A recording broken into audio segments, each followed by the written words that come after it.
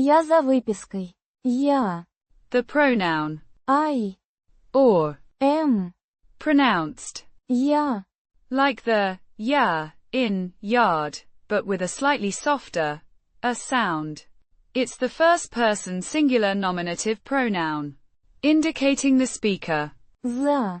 A preposition meaning for or after. Pronounced ZA.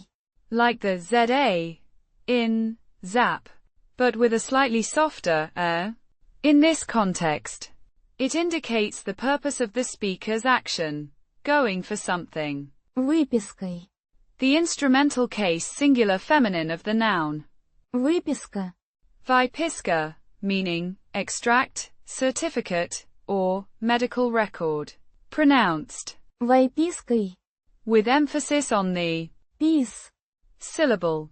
The instrumental case indicates the means or instrument by which an action is performed. Here, it shows what the speaker is going to get.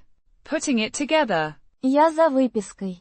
Means, I am going for a certificate, extract, medical record. Or, I'm after a medical record. The sentence implies the speaker is headed to a place to obtain a document.